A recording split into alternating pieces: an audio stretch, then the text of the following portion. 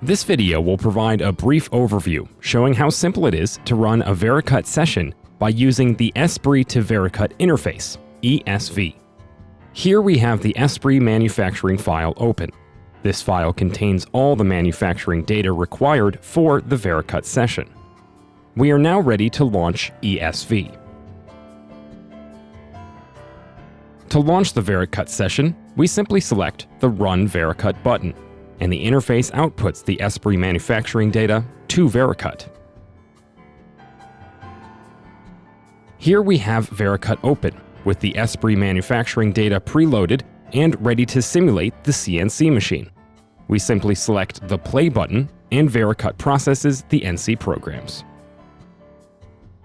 ESV tightly integrates the two programs to help you create the most accurate and efficient NC programs possible. It makes verifying NC programs and simulating CNC machines a much easier and more efficient process.